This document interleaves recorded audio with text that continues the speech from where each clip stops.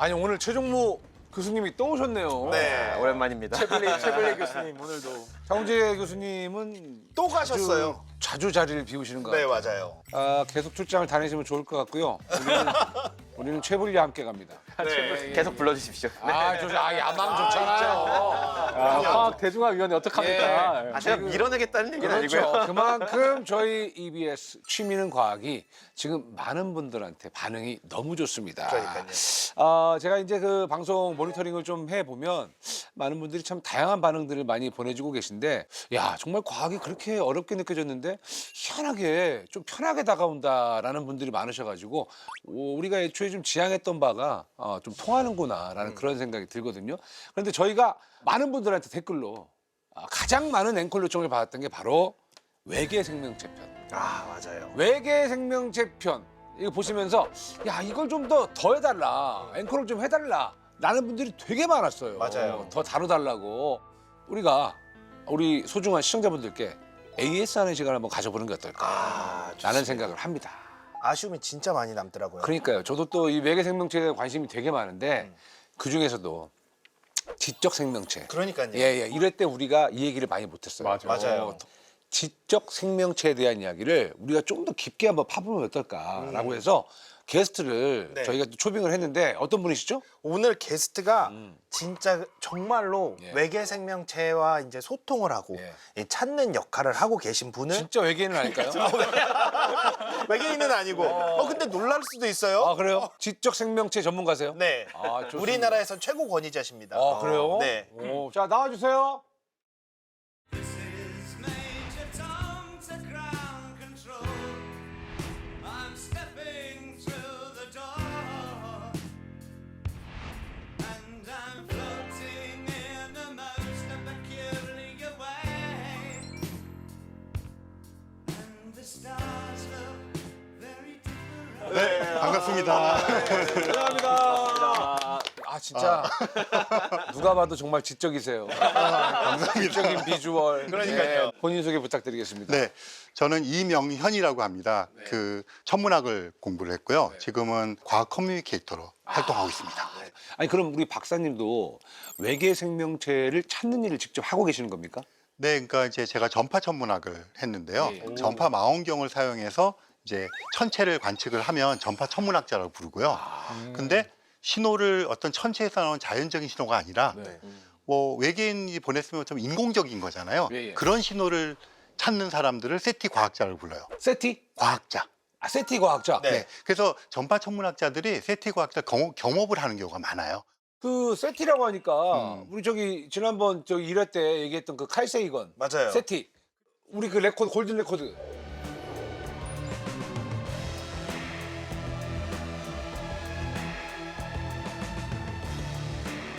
이거 어떻게 생각하세요? 그냥 너무 위험한 행동 아니에요? 너무 개인정보지. 우리 지구의 정보를 정말 우려가 되는 맞아요. 걱정이 많으시군요. 우려 안 하셔도 돼요. 우려가 되는 그 집단의 지금 그 집단, 네, 외계인들한테 그렇습니다. 우리 지구인들은 이렇습니다라고 다 알려주고 있는 지금 네. 맞습니까? 저도 지금 세티야? 같이 하고 있거든요. 아, 그래요? 같은 집단에 속해 있습니다. 같은 일을 하고 있고 알겠습니다. 전파 천문학은 어떤 학문입니까? 그 천체로부터 오는 이제 신호가 있잖아요. 그렇죠. 그 신호를 받을 때 우리 눈에 보이는 그런 신호를 받은 광학 천문학자. 예. 그 적외선 영역을 또 쓸 수가 있잖아요. 그럼 적외선 카메라를 쓰면 적외선 천문학자. 근데 천체가 적외선, 자외선 뭐 그런 것도 내지만 전파 신호도 냅니다. 전파 신호. 그 전파 신호를 받으려 그러면 뭐 EBS 텔레비전 이런 것처럼 안테나가 있어야 되잖아요. 전파 안테나. 그러니까 전파 안테나를 써서 천체로부터 오는 신호를 받아서 분석하는 사람들을 전파 천문학자. 여기 오늘 전파 망원경이 이렇게 딱 있지 않습니까?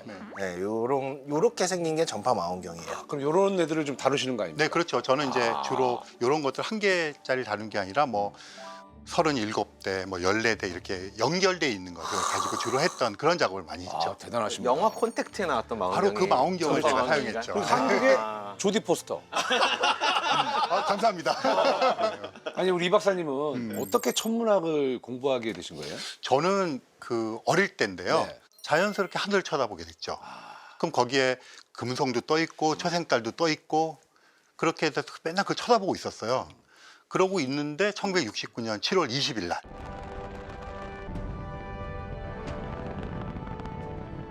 아폴로 11호.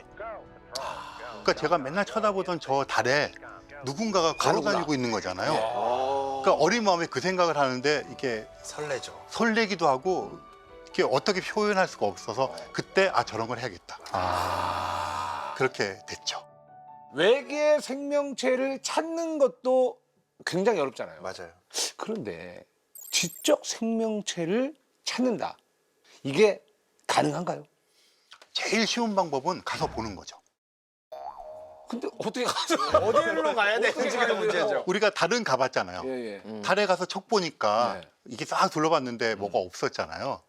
그리고 그 다음에 이제 화성 같은데 가면 아직 인류가 못 갔죠. 맞아요. 그러니까 제일 좋은 방법은 어디든지 가서 보면 돼요. 그런데 이제 문제는 너무 멀어요. 멀죠. 그래서 천문학자들이 고안해낸 게 가보지는 못하지만 네. 지구상에 있으면서 그들의 흔적을 찾는 방식이 뭘까? 이런 방식. 거를 이제 방법 그런 거를 이제 궁리한 거죠.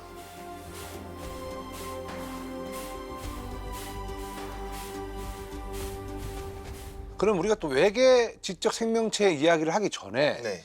이 지적 생명체라는 게 과연 뭔지 이거를 이제 정의를 해봐야 될 것 같아요. 그렇죠. 일단 그렇게 질문 드려볼게요. 지적이세요? 안 지적일 건 뭐죠? 그러니까 이제 우리가 지적이다, 네. 지능을 가지고 있다 이런 얘기할 때 상당히 애매할 수가 있잖아요. 맞아요. 외계 지적 생명체 할 때 이 지적은 오히려 명쾌할 수가 있어요. 그래요? 왜 그러냐 하면 예를 들어서 조선 시대의 그 뭐 성리학을 막 그 부흥시켰던 그 선비들 사대부들 지적인가요? 엄청 지적이죠. 엄청 지적이라고 얘기할 수 있잖아요. 그 안에서는 굉장히 지적인 그쵸. 거죠. 그리고 뭐 마야 문명 했던 그런 분들 문명을 건설한 되게 지적이잖아요. 네. 근데 외계 지적 생명체를 우리가 찾는다고 하는 그 지적에서는 이들은 지적이지 않아요. 그러니까 그런 지적인 어떤 문명에 도달한 것은 있을 수 있잖아요. 네. 그런데 그것을 다른 곳에 알려서 다른 곳에서 그것을 알아차리게 할 정도가 되는 지적 생명체를 여기서는 지적 생명체라고 부르는 거예요. 신호를 외부에 맞아요. 보낼 그렇죠. 수 있는. 우리처럼 그러면 우주선을 띄우고 우리의 어떤 문화를 그냥 먼저 보낼 수 있을 정도. 그렇죠. 그 정도는 돼야 지적 생명체라고 할 수 네, 있다. 그렇죠. 그렇죠. 그러면 지적이라는 건 최소한 전자기 학에 대한 이해가 있어야 되고 물리학에 대한 이해가 있어야 되고 기본적으로 수학에 대한 이해가 있어야 조건을 되니까 얘기하니 다 설명이 되네요. 그렇죠. 그런 조건을 만족해서 실제로 그런 것들을 가지고 전자 문명을 건설하고 그것에 대한 신호를 외부로 보내기도 하고 받기도 할 수 있는 정도의 능력을 갖추면 지적이라고 하는 거죠. 근데 하나만 질문을 하면 그런 능력이 있음에도 의지적으로 신호를 주거나 받지 않는 사람들이면 그러면 그거는 지적 생명체로 안 보는 건가요? 네. 그렇죠. 그러니까 능력이 있어도. 그 능력이 있어도 그거를 표출하지 않고 숨길 수도 있잖아요. 네, 위험하다고 그러면 생각해서. 이 네. 우주 전체 판에서 지적 생명체의 카테고리에 넣기가 힘들죠. 넣지 않는다는 거군요. 저는 그러니까 생명체는 기본적으로 다 지적이라고 생각을 하거든요. 왜냐하면 저는 지능이라고 하는 거는 문제를 풀 수 있는 능력이라고 생각하기 때문에 모두 생명체는 각자의 방식으로 문제를 푸는 지능이 있는데 말씀하신 것처럼 충분히 존재감이 뿜뿜해서 인간이 발견할 가능성 있는 생명체라고 그렇죠. 저희가 정의를 하는 거니까 그게 아니면 의미가 없잖아요. 의미가 없죠. 아무리 똑똑하더라도 우리한테 그 존재가 알려질 수 없다면 없는 것과 다름없으니까 우리한테 발견될 가능성이 있는 존재, 가보지 않고도. 가보지 인거죠. 않고도 네네네. 뭔가를 보내서 보내서. 네. 보셨죠? 천문학이 이렇게 명쾌한 학문이에요. 아이고. 네. 아, 기가 많이 살아있네요. 오늘. 되게 행복해 보이시네요. 너무 행복해요.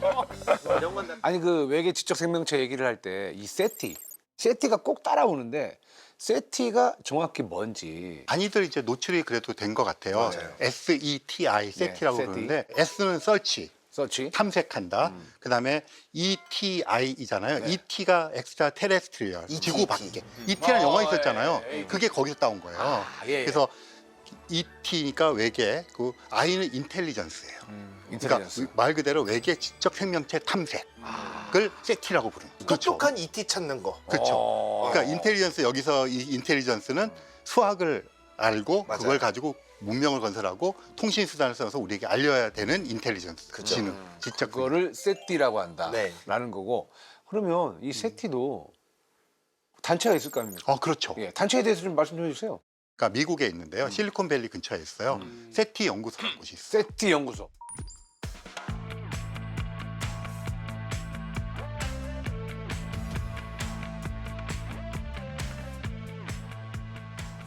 그 다음에 국제 조직으로는 METI 인터내셔널이라는 게 있어요. 메티 METI는 Messaging to Extraterrestrial Intelligence. 메시지 외계 지적 생명체에게 메시지를 보내는 보내는 집단.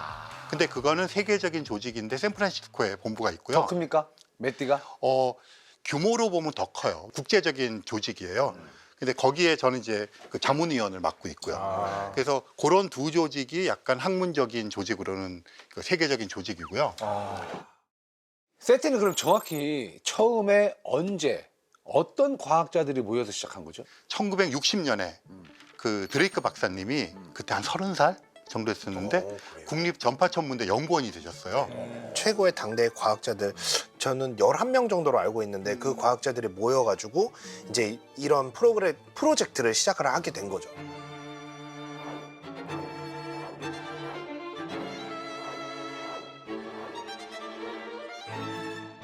그때 사람들이 이렇게 진지하게 외계 지적 생명체가 있을 거라고 좀 생각하게 된 어떤 계기나 사회 분위기 같은 게 있었나요? 그런 게 있죠. 그러니까 지금 되게 의아하게 생각하시겠지만 예를 들어서 그 케플러가 살던 시대 이런 때는 그냥 케플러 다리는 망원경의 그 케플러? 네, 그 케플러, 예, 예. 요하네스 케플러 그분이 살던 당시에는 그냥 달에는 외계인이 살고 있다고 믿었어요. 모든 아예? 사람들이 아예. 진짜로요? 네.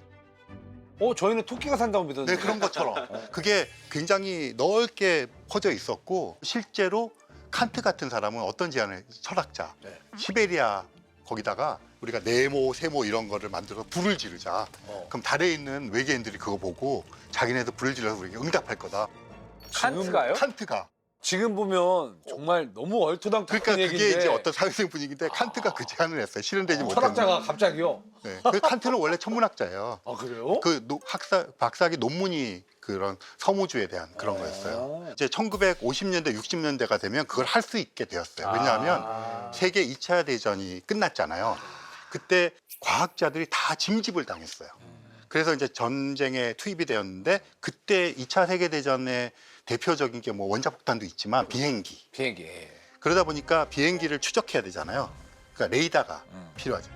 과학자들 다 데려다가 생물학자들, 화학자들 전부 다 전파 천문학 공부시켜가지고 전부 레이더를 다루게 한 거예요. 2차 세계대전이 끝났어요. 레이더, 그러니까 전파 안테나가 남아 돌겠죠. 이거를 학교랑 연구소에 막 줬어요. 그냥 공짜로. 그리고 학교로 이제 돌아갔는데 이 사람들이 배운 게 전파망원경 돌리는 기술을 다 배워갖고 온 거잖아요. 그래서 전파 천문학의 1950년대, 60년대가 황금기입니다. 채도. 조금 첨언을 하자면 예. 1957년에 네. 소련이 스푸트니크를 쏘아서 맞아요. 네, 성공을 합니다. 근데 그게 미국 사회에 어마어마한 충격을 주거든요. 그러니까 냉전 시대였으니까 소련과 미국이 서로 과학 기술을 가지고 싸우고 있었는데 우주로 이제 경쟁을 붙기 시작을 했거든요. 근데 소련이 그걸 너무 앞서 나가서 사실 1957년 스푸트니크 사건이 너무 커서 미국 사회에서 아예 스푸트니크 쇼크라는 단어가 있었어요. 그래서 교육 과정을 다 과학 기술 강조하는 쪽으로 바꾸고 지면 안 돼. 수학도 네, 어려운 거 배워야 된다. 이제 우리 너무 쉽게만 가르쳐서 이게 문제다. 근데 그런 분위기가 아까 맞아요. 59년, 60년이라고 하셨으니까 사회적인 미국의 그런 정서가 있었을 거라고 자극도 좀 많이 생각은- 받고. 그렇죠. 그 자극을 예. 받아서 나사란 조직이 그것 때문에 생겨요. 그 전에 없었는데. 그러니까요. 외국에서 또 자극이 있었으니까. 아니, 당시에 최고의 과학자들이 외계 지적 생명체를 뭐 찾는다. 그럼 모여가지고 이 양반들이 무슨 얘기를 했을까요? 그 당시 그게 때. 1961년에 드레이크 박사님이 이제 국립 그 전파천문대죠. 미국의 웨스트 버지니아주에 있어요. 그린뱅크라는 곳에 있는데 이런 거에 관련된 사람들을 다 끌어모아서 회의를 하자 이렇게 됐는데 그린뱅크 미팅이라고 불러요. 약간 솔베이 회의 같은 느낌이 좀 그렇죠. 있네요. 예. 그거를 이제 하게 되었는데 드레이크 박사님이 주최 측이잖아요. 근데 불러놓고 이제 어떡하지 그렇게 된 거죠. 이제 뭐를 해야 되잖아요. 모이긴 모이는데. 그래가지고 이제 제가 드레이크 박사님의 얘기다가 직접 들은 이야기인데요. 오, 만나보셨어요 직접? 한 서너 번 만나고 뭐 같이 집에 가서 밥도 먹고 네. 그런 거 궁금한 걸 물어봤죠. 이제 드레이크 방정식이라는 것을 만들었는데 그게 어쨌든 대화를 이끌어 나가면 이제 뭐 초안이 필요하잖아요. 회의 진행 순서, 안건 그걸 위해서 자기가 고민하다가 그 전날 밤에 완성했대. 뭘요? 드레이크 방정식이라. 드레이크 방정식이요? 근데 그게 외계 지적 생명체가 우리 은하에서 얼마나 있을까를 과학적으로 좀 탐구해 보자. 안건을 만들기 위해서 그거를 만드셨다. 우리 은하예요? 우주? 우리 은하. 우리 은하 안에 있는 외계인 수가 얼마나 될까를 방정식으로 만들었다고요? 그렇죠. 이걸 딱 만들었을 때 얼마나 놀랬겠어요. 왜냐면은 아까도 이게 식이 말씀하셨듯이 되나?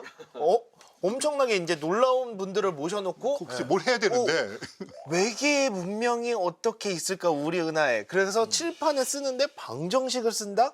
놀랍잖아요. 그걸 가지고 이제 몇 날 며칠 거기서 토론을 한 거죠. 네. 아, 그러면 먼저 딱 꺼냈네요. 드레이크 그쵸. 드레이크 박사님이. 이게 딱 거기다 칠판에다 딱 쓰고 궁금하지 않으세요? 네, 어떻게 생긴 방정식입니까? 그래서 제가 어. 오늘 또 박사님 오신다고 그래서 네. 제가 준비를 해왔습니다. 어. 그래서 이런 방정식을 아우, 칠판에 쓰죠. 벌써 머리 아프네. 이게 드레이크 방정식입니까? 이게 드레이크 방정식이라고 부르는 거예요. 저는 정말 처음 보는 문자예요. 이렇게 긴 방정식을 처음 봐요. 몇 년도 산이라고요? 이게 1961년도. 61년산. 오늘 이거를 꼭 데프콘 형님이 다 이해를 했으면 좋겠어서 아니 나는 오늘 외계인 얘기하자고 그래도 모임절 때 갑자기 방정식으로 가네. 형님 눈에 보이게 이렇게 잠깐 또 준비를 해왔습니다. 저 앞에다 딱 놔주시면 좋을 것 같아요. 자, 여러분들 놀라지 마십시오. 여기에 있는 이 식이 우리 은하에 있는 외계인들의 수는 얼마나 될까를 64년 전에 드레이크 박사님이 과학자분들, 난다긴다는 분들 모셔다 놓고 이걸 제일 처음에 이제 칠판에다 썼다고 합니다. 아니, 근데 과학자분들이 그러면 어쨌거나 이 드레이크 방정식을 풀어가지고 외계 지적 생명체가 있는지 답을 찾았습니까? 그 이제 차차 우리가 얘기하겠지만 이게 아는 게 별로 없어요. 이거. 그러니까요. 그래서 사실 아무거나 말을 해도 돼요. 에? 아무거나 던져도 상관이 없는데 중요한 거는 답이 아니라 그걸 찾아나가는 과정이 중요한 거죠. 정교한 아무 말 대잔치죠. 그렇죠. 정교. 그게 딱 맞네. 네, 아무 말이나 합시다. 원래 SF 작품 같은 게 말도 안 되는 걸 그럴듯하게 얘기해 맞아요. 사람들의 감동을 주는 아니, 거잖아요. 근데 그게 과학자가 할 소리입니까? 아니, SF 작가하고 소설하고. 우리 솔베이 때 기억에 남는 게 뭐냐면 그 사진이었잖아요. 그렇지, 양자 역할. 근데 그때도 그렇게 사진이 없어요. 없어요? 진짜요? 네. 그 역사적인 순간. 아니, 아니, 아니, 나타난 게 없어요. 아니, 지금 한 장이라도 좀 기념사진을 찍어놓으셨어야죠. 그렇게 중요할지 몰랐겠죠, 자기는. 아, 진짜 순수하시네. 그 정말 대단하신 분들이 당사자는 사진을 안 찍었네. 사진 한 장도 안 찍고.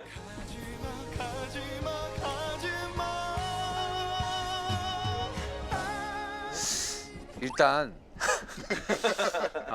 가야죠 이제. 들어와야 되지 않나요? 가야 되는데 자, 저 앞에 쟤네들이 계속 아른거리거든요.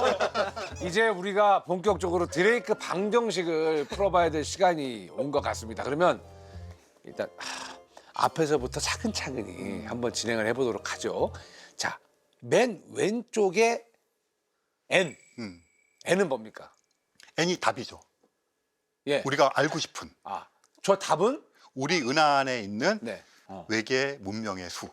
수. 개수. 개수. 넘버. 넘버. 넘버. 그래서 N이라고 쓴 거죠. N은 넘버. 자, 넘버입니다. 개수. 개수. 그다음에 R하고 저 어떻게 읽어야 돼요? 알스타.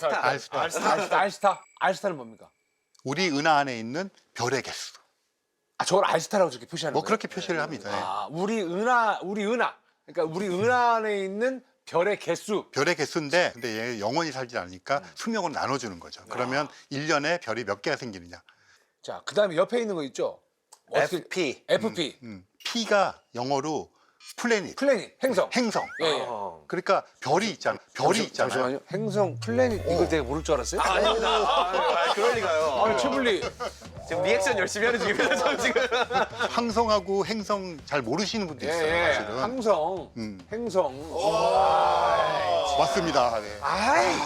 태양, 항성, 오. 지구, 행성. 그렇죠. 네, 맞습니다. 알죠. 예. FP 다시 한번요. 쉽게 설명을 하면은 별이 있을 때 그 별이 행성을 갖고 있을 확률이라고 보시면 돼요. 그 별들 중에 행성을 갖고 있을 네, 확률. 네, 평균적으로 별이 있으면 행성이 100% 있다. 뭐 한 개든 두 개든 상관없이 무조건 있다. 그러면 FP가 1이 되는 거죠. 네.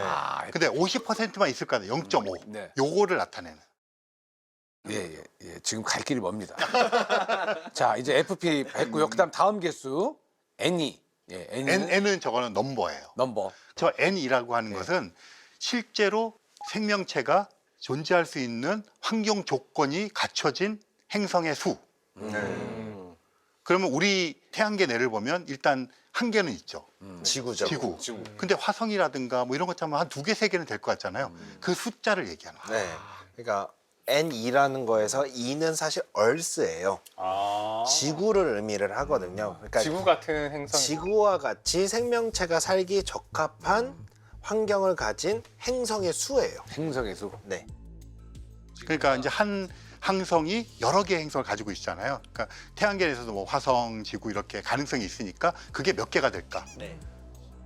그러니까 항성 하나만 발견되면 그 주변에 행성 개수도 생각할 수 있으니까. 네. 그렇죠. 알스타, FP, NE 이거는 지금 들어보시면 되게 천문학적으로 접근해서 결정할 수 있는 거잖아요. 저걸 합쳐서 세 가지를 천문학적인 개수, 천문학적인 파라미터 이렇게 예. 부르죠. 천문학적인 파라미터. 네, 그러니까 저거에 우리가 그나마 지금 현재 숫자를 그래도 될 수 있는 그럼 세계 개수는 각각 어느 정도 지금 답을 구한 겁니까? 네, 얼추 얼추 접근을 구했어요? 네, 얼추. 지금 우리 기술력으로? 그 실력 그렇죠. 과학 기술력으로 네. 얼추 지금 그리고 답을 점점 구하긴 했다. 정교해지고 있어요. 네. 네. 어떻게 구한 거죠? 뭐 그 알스타가 제일 쉽겠죠. 우리 은 안에 있는 별의 개수. 그러니까 이제 대략적으로는 뭐 태양과 비슷한 별이 한 1000억 개 있으니까 네. 한 1000억 정도 된다. 1000억. 그리고 이게 수명이 100억이니까 1000억 나누기 100억. 그래서 대략 한 10.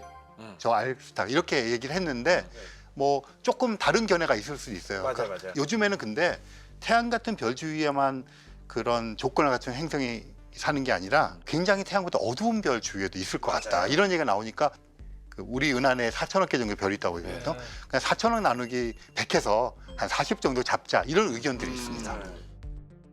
근데 왜 나누기 그 별의 수명을 하는 거예요? 지금 이 순간에 발견할 확률을 따지기 때문에 그래요.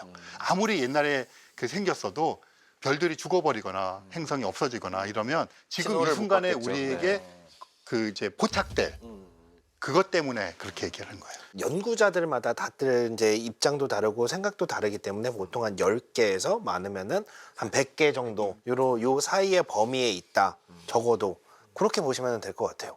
그러니까 지금은 우리가 이런 여러 가지 그 제임스 웹 같은 걸로 실제로 많이 정밀하게 그 관측해 볼 수 있지만 네. 당시만 하더라도 FP라고 하는 것은 항성 있을 때 그 항성 옆에 행성 있을 확률이 얼마나 얼마냐? 될지 네. 잘 몰랐던 거죠. 전혀 모르는 거죠. 전혀 모르는 거죠. 그러니까 왜요? 저때 변수로 그렇죠. 들어왔던 거예요. 외계 행성이 발견되기도 전이에요. 아. 첫 외계 행성이 92년 2년인가에 발견되거든요. 92년도?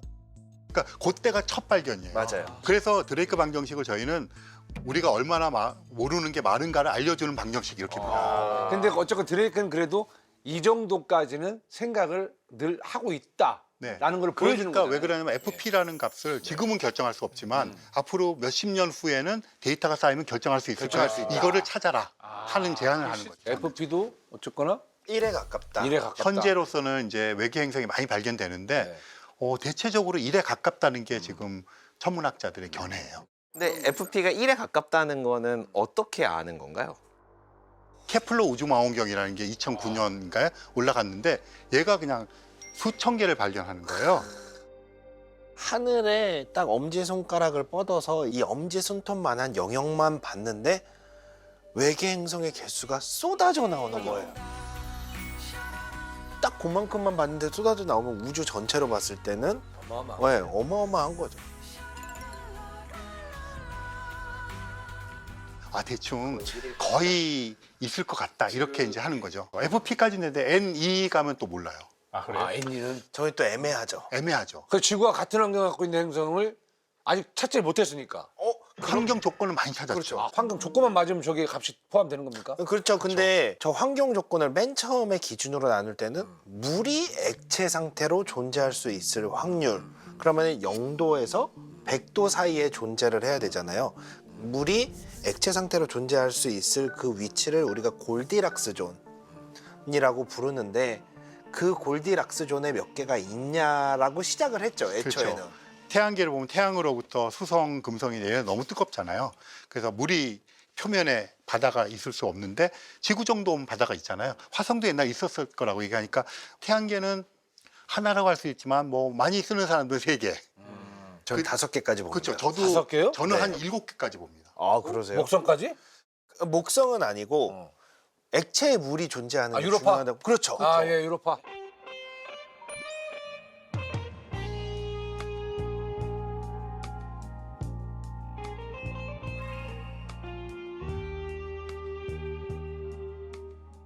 얼음 위성인 유로파도 그렇고 가니메데도 그렇고 네, 칼리스토도 그렇고 걔네가 다 들어갈 수 있고. 그러면 위성도 포함하는 거예요, 애니가? 그러니까 이 당시에는 위성을 포함 안 했는데 아. 지금 그 입장에서는 지금 말씀드린 대로 태양계에도 3개 행성에다가 유로파, 이오, 그다음에 토성의 그 위성의 엔셀라두스, 그다음에 뭐 타이탄 이런 애까지 치면 저는 한 7개까지.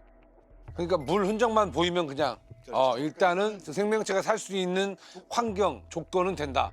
태양계 안에 물이 있다라는 거를 망원경을 통해서 안 겁니까? 뭐 어떻게 한 거예요? 그 파장 때 내는 색깔들이 있어요. 그걸 갖고 이제 우리가 분광 관측을 통해서 저기에는 뭐 H2O가 있다 이런 거를 찾아내거든요. 근데 그렇게 하고 실제로 유로파 같은 데는 지금 탐사선이 직접 봤죠. 직접 가서 아예 보기도 그냥. 했고 또 지금 날아가고 있어요. 네. 더 자세히 보려고.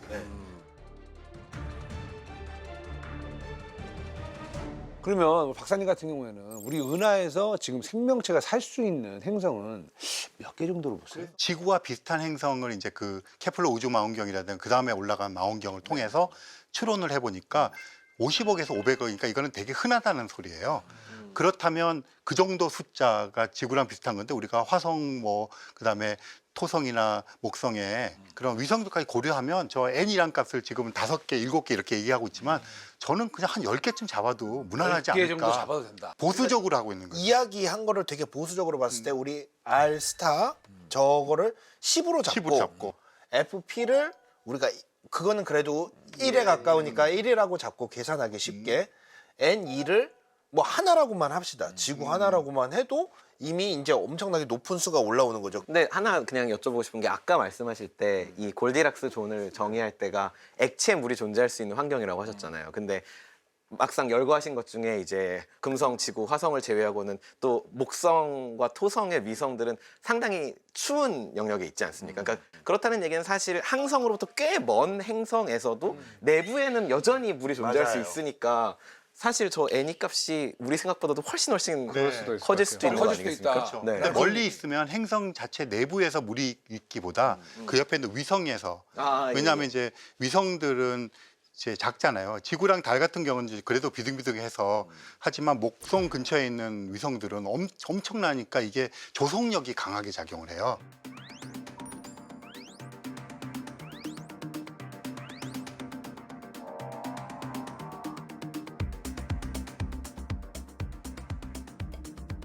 그러다 보니까 한 바퀴 돌 때마다 속이 다 뒤집히는 거죠. 그럼 이제 마찰력이 생기니까 그걸 갖고 물을 녹이는 거죠. 그래서 거기 안에 바다가 생기는 거죠. 근데 외계 지적 생명체가 지구랑 꼭 같은 환경에서 산다는 또 보장도 없잖아요. 그 그런 건좀 생각 안 하고 예, 있어요. 그런 부분에 저도 굉장히 관심이 많고요. 그러니까 사실 지금 물을 기준으로 생각하는 건 우리가 본 생명이 전부 맞아요. 그렇죠. 물이 있는 그렇죠, 환경에 그렇죠. 살기 때문에 우리한테는 물인데 네. 그쪽한테는 또 그렇지 다르지 않나. 않을 수 있다고 저는 생각을 합니다. 용암일 수 있죠. 그렇죠. 근데 이게 참 상상하기가 어려운 게 또 이대한 교수님도 계시지만 우리가 알고 있는 이 생명체의 모든 원리는 물을 가정을 하고 있거든요. 물 안에서 활동을 한다라는 가정이 있기 때문에 이게 아닌 어떤 용매 아니면 이게 아닌 어떤 환경에서 작동하는 생명은 어떤 모양일까? 그렇죠. 그걸 상상하기가 너무 어려운 겁니다. 그러니까 예를 들어 DNA 분자다. 이게 이제 생명에 되게 중요한 분자인데 얘가 물 밖에 오면 그냥 말라 비틀어져서 제대로 작동을 안 할 거란 말이죠. 그러면 얘를 뭐 화학적으로 이렇게 바꿔야 뭐 예를 들어 유기용매 속에서 안정하게 만들 수가 있을 텐데 그런 모양일까? 저는 그렇지 않을 것 같거든요. 생명이 그렇죠. 존재를 한다면 아예 다른 분자들을 사용을 하는 그런 생명체들도 있을 수 있지 않을까. 저는 근데 이제 사실 천문학자들은 네. 아까 지적 생명체 얘기할 때도 있지만 이런 걸 하려고 그러면 우리가 알고 있는 우주의 유일한 생명체가 지구 생명체잖아요. 그렇죠. 또 지적 생명체 지구인밖에 없잖아요. 그러니까 우리를 기준으로 한번 해보는 거예요. 그렇죠. 그러니까 다른 것들을 모르니까 잘 그렇게 해서 이제 그거에 맞는 걸 찾아 나가는 거고요. 그래서 궁금한 게 음. 드레이크 박사님은 어떤 분이셨어요? 왜냐면 지인이시니까. 그러니까 네. 저는 드레이크 박사님 처음 네. 만난 게 2005년 무렵. 네네.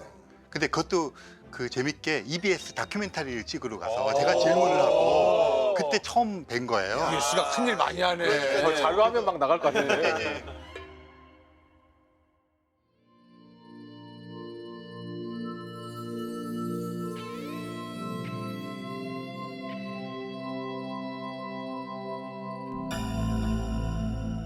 만남의 시간을 기다리면서 그들에 대한 상상도 커져만 갔습니다. 얼마나 떨어진 곳에서 살고 있는지, 그들의 모습은 또 어떻게 생겼는지. 프랭크 드레이크 박사는 우리 은하에 존재하는 외계 지성체의 수를 계산하는 공식을 만들었습니다. What's it ready?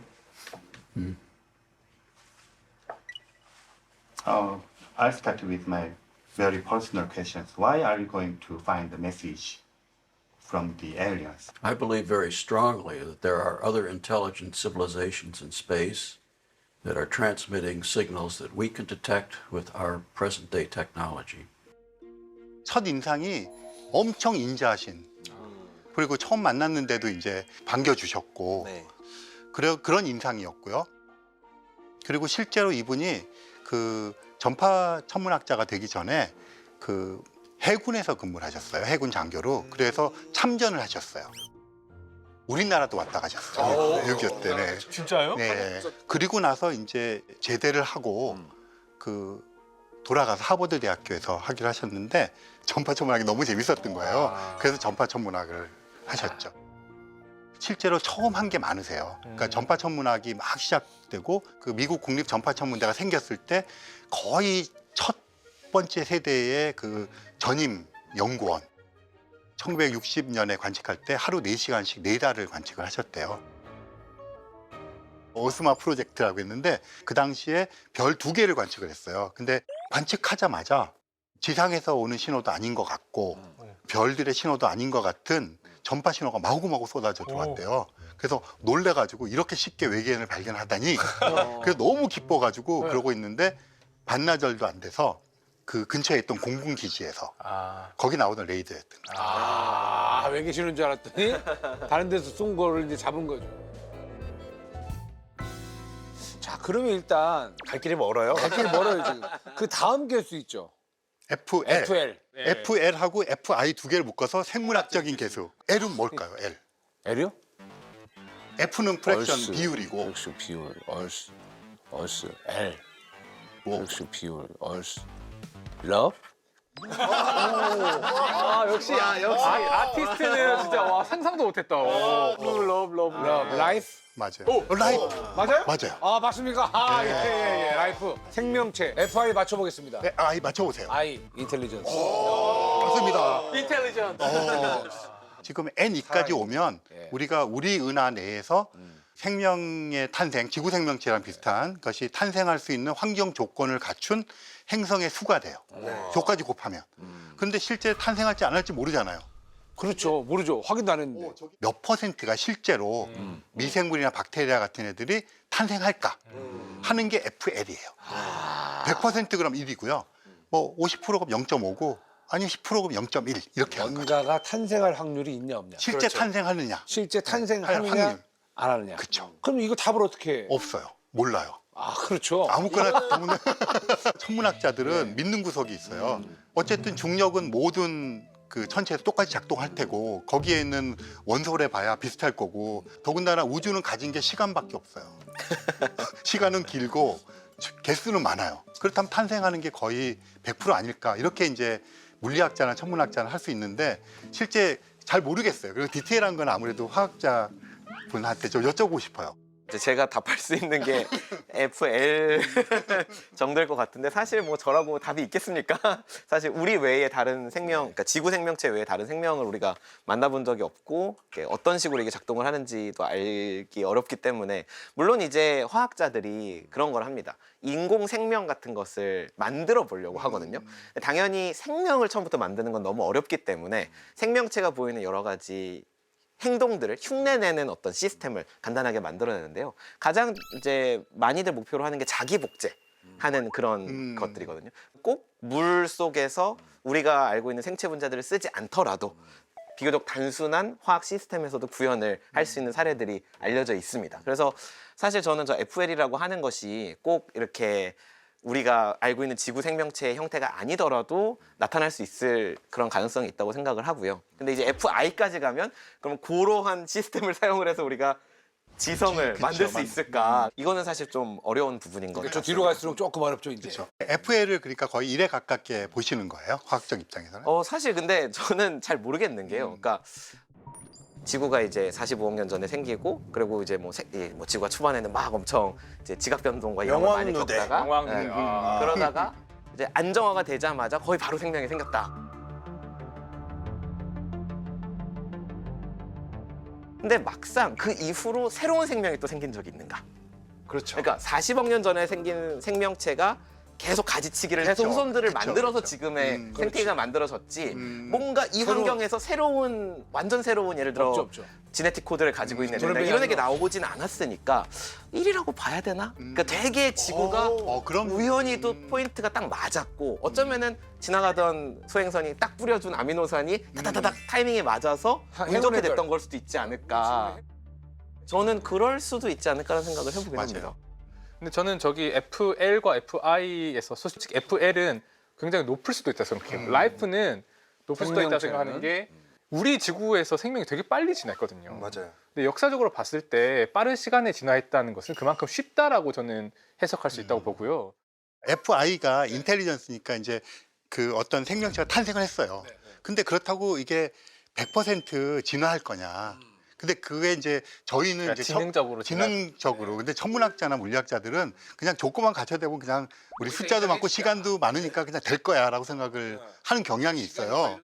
근데 그 어쨌든 생물학을 하시니까 진화 이론 같은 데서 보면 다윈의 자연 선택 같은 게 있잖아요. 그러면 그게 되게 보편적인 그런 원리일 텐데 그런 게 우주에서도 지구가 아니라 우주 전체적인 다윈의 법칙이 성립할 것인가? 그런 게 되게 궁금해요, 사실. 저는 이 부분에 대해서는 다른 은하에도 성립할 거라고 저는 보거든요. 그 원리가 복잡한 원리나 특수한 상황에서 작동하는 원리가 아니라 그냥 환경에 더 잘 적응하네. 저도 그러니까 더 공감합니다. 적합한 애가 더 잘 살아남는다. 이거는 오히려 거꾸로 환경에 덜 적합한 애가 환경에 부적합한 애가 더 잘 살아남는 행성을 상상하기가 힘들죠. 진화 생물학을 하는 제 입장에서는 그 자연 선택에 기반한 진화 이론이라고 하는 것은 어느 우주에서나 보편적으로 작용할 거라고 봅니다. 저는 이게 되게 궁금한 게 FI에서 요 FI는 지적 능력이 있는 것까지 얘기를 하는 건데 그러면 개미 같은 애들 네. 그런 건 지적이라고 얘기할 수 있나요? 당연히 굉장히 지적이죠. 지적. 네. 그 개미 집 만들고 군단 생활하고 뭐 그러니까 벌도 마찬가지. 그런 면에서 보면 FI도 되게 높게 평가할 수 있지 않을까? 그러면 FI는 그냥 지적 꽤 능력, 꽤 발달된 생물학적인 발달된 지능, 예를 들면 그쵸. 뭐 개미나 개미, 뭐 돌고래, 문어, 문어 이런 애들. 애들까지 포함하는 거네요. 그쵸. 그러면 높을 것 같아요. 저는 이 방정식을 지금 처음 봅니다. 뭐 저도 지금 텔레비전으로 보고 계시는 우리 시청자분들과 똑같은 입장인데 근데 오늘 또 얘기를 들어보니까 이런 생각을 해요. 저 곱하기를 다 빼더라도 지적 생명체의 그 조건, 인간의 기준에서는 어쨌거나 항성이 필요하고 그리고 행성이 필요하고 그다음에 지구와 같은 조건을 갖고 있어야 되고 생명. 생명이 만들어질 수 있는 기준이 되냐 그리고 그 생명이 만들어진 그 생명체는 지능이 있냐 라는 거를 어떻게 보면 세부적으로 하나씩 보게 되는 거예요. 그렇죠. 그럼 어떻게 보면 이 방정식을 내가 굳이 답을 몰라도 그렇죠. 값을 몰라도 저것들만 보면 이 지적 생명체가 적어도 이 지구인들과 같은 환경에서 어떻게 보면 이제 생성이 되려면 이러한 조건들을 갖춰야 된다라는 거를 어떻게 보면 공부를 좀 한 거예요. 드레이크 박사님께서 지금 환생하신 줄 알았어요. 그래요? 지금 드레이크 박사님 오신 줄 알았어요. 그래요? 자 이제 다음 개수를 보도록 하겠습니다. 처음에 세 가지 개수를 천문학적 개수라고 했고 네. FL, FI는 이제 생물학적인 개수. 그럼 이제 생물학적 개수 끝났고 끝났죠. 그다음에 무슨 개수로 넘어가요? 요걸 사회학적 개수. 사회학적 개수. 네. 자 다음 개수 제가 맞춰봅니다. 항성, 행성 필요하고 지구와 같은 환경 그리고 살아 있어야 되고 지능이 있어야 되고 그렇게 된다면 결국엔 컨택. 굉장히 아니에요? 비슷했어요. 커넥트. 아니요? 컨택. 원래 드레이크 박사님은 이제 커뮤니케이션으로 하셨는데 커뮤니케이션, 예. 그 다음에 사람들이 콘택트, 커넥트, 얘기가 시빌라이제이션 그죠? 다 섞어서 써요. 그래.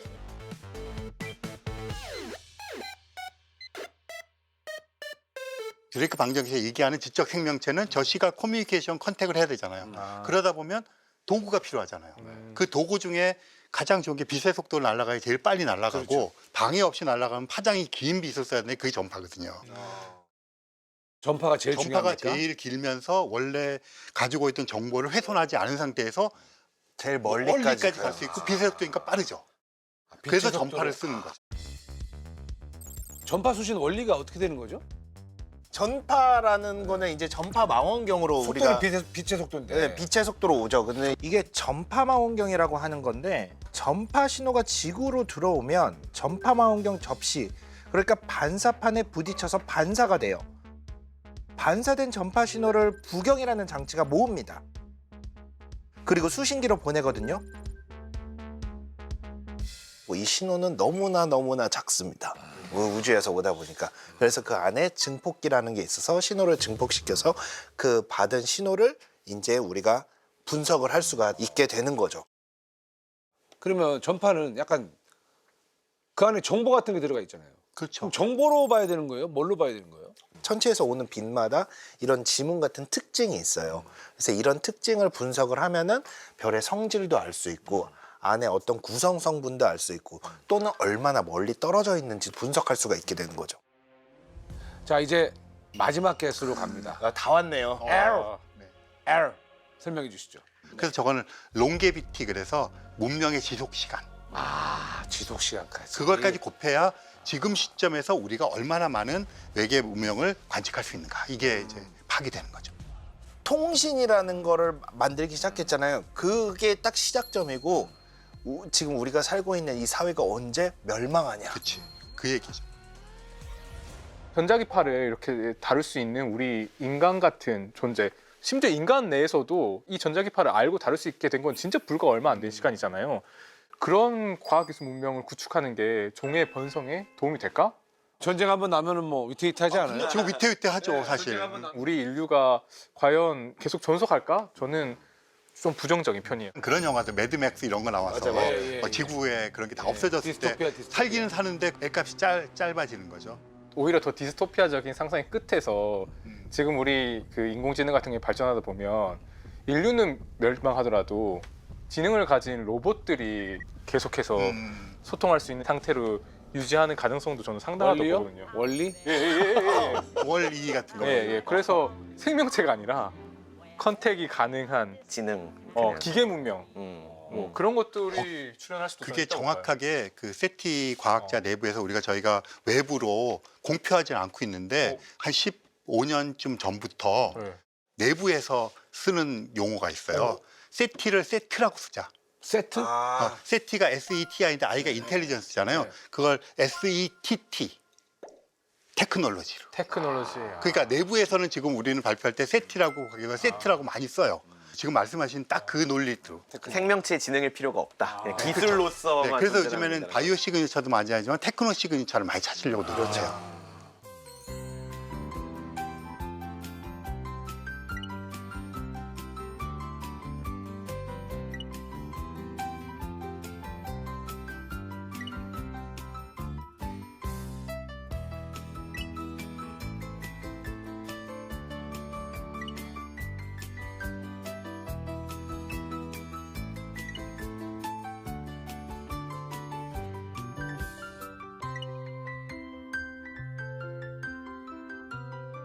드레이크 방정식을 뭐 100% 이해한 건 아니지만 지적 생명체가 만들어지려면 어떤 조건들이 필요하다라는 거를 그래도 어느 정도 확 받아들인 것 같아가지고 맞습니다. 아 이거 정말 큰 수학이구나. 네. 나는 좀 그런 생각이. 그리고 이제 저기 드네요. 우리가 모르는 F핀이 N이니 FL이니 찾아가면 되잖아요. 하나씩 관측을 예, 통해서. 예. 근데 드레이크 박사님은 실제로 드레이크 방정식이 이렇게 유명해질 줄 몰랐대요. 지금은 그 아인슈타인의 E는 MC 제곱 이후로 예. 뭐 우리끼리 얘기하는 두 번째로 유명한 방정식이다 이렇게 얘기하는데 자기 자신은 몰랐고 그러니까 거기는 전문가들 다 자기보다 선배들하고 했는데 그래서 마침 딱 했는데 사람들이 다 멋지다고 얘기를 하고 그래서 안심하셨대요. Okay, let's have the final question or comment. And finally, just to give your final message to the audience regarding SETI project. It's as though we are looking forward into time, doing time travel into the future to learn what can become of us, what good things we can do, and will tell us how to avoid bad things. Okay, Thank you very much for the wonderful interview. 외계로 전파를 보내는 분들.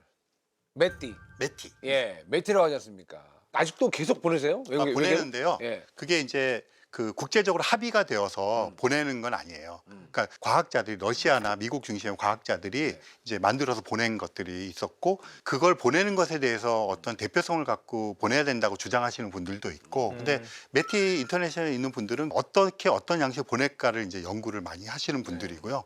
그 국내에서도 우리 한글 트랜스미션이라고 해서 얼마 전에 저희가 보내기도 했어요. 네. 이번에는 특이하게 저희는 레이저를 사용을 해서 아, 레이저로. 네, 보냈습니다.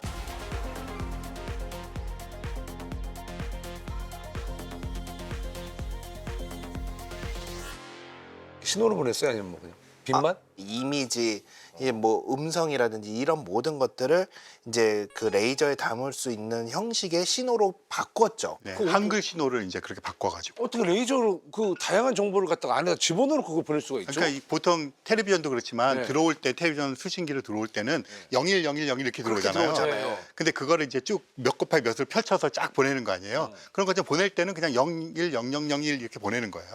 그러니까 지들이 알아서 다 만들어서 봐라. 아, 니네가 지적 생명체면. 그렇죠. 지적 생명체면 너네도 풀어봐야지. 풀어봐야지. 그 이런 정도는 거죠. 해야지. 그러니까요. 탐사를 하다가요. 외계 지적 생명체가 보낸 신호를 받았다 쳐요. 그 다음 어떻게 해야 됩니까? 신호가 의심되는 게 포착됐다.